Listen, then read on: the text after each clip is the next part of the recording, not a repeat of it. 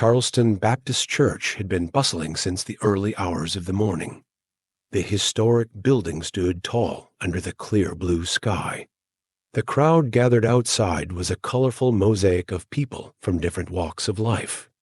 Some had come to see Donald Trump, while others were curious about what he would say in such a symbolic place. Trump's arrival sparked a quiet wave of anticipation. As he stepped out of a sleek black limousine and walked toward the church entrance, he could feel the scrutinizing gaze of the people around him. He knew he had lost the trust of many, but today was about more than making amends. It was about reconnecting with the people and truly listening to them. When he stepped inside, the light streaming through the stained glass windows greeted him. In that moment, he felt the profound history of the building. This church had once been a refuge for enslaved people praying for freedom. The air seemed to carry echoes of their prayers, creating a sacred and solemn atmosphere. When Trump stepped up to the podium, the congregation fell silent. His voice echoed as he began to speak. "It is an honor to be here today," he said.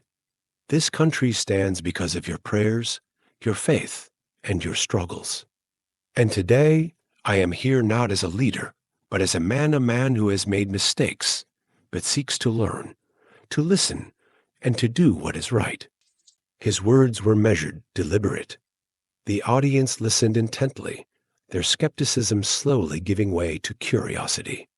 Trump's tone was different, deeper, more reflective. Yet, just as the atmosphere settled, a woman stood up from the back rows, shifting the room's energy entirely. Her name was Martha James.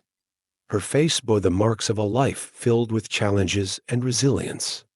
Born and raised in Charleston, Martha was a mother of 3 and a lifelong advocate for justice and equality. Her father had once been the pastor of this very church, a beacon of hope for their community.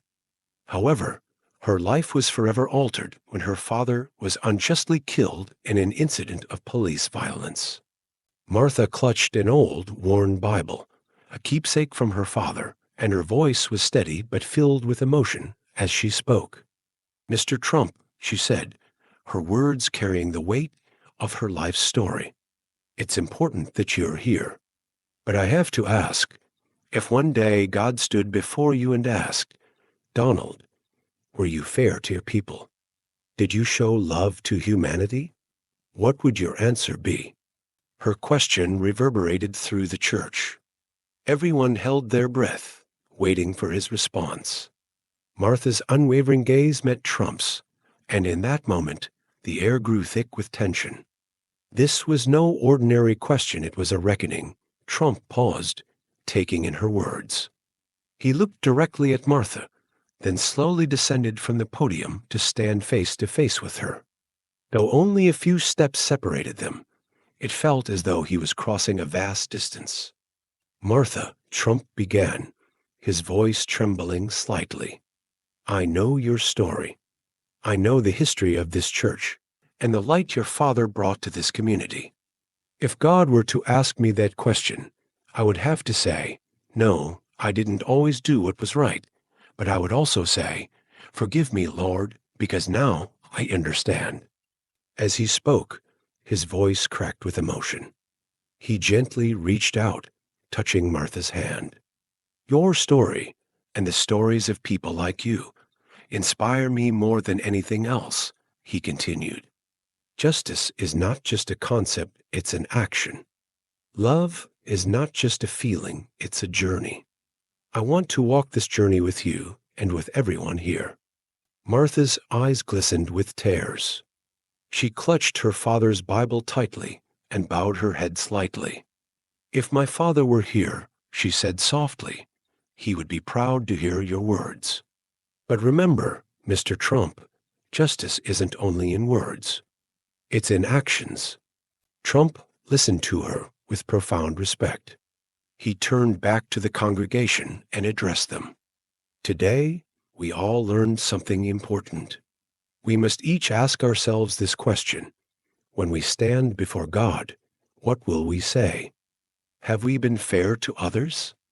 Have we shown love? If the answer is no, then today is the day to change that answer. Together, we can create a world that is more just, more loving, and more united. Applause erupted throughout the church. People felt that Trump had begun to shed his past and open a new chapter. Outside, the crowd had grown larger, and the event was being streamed live on social media. Within hours, Trump's words had reached millions. The hashtag Trump New Beginning began trending worldwide.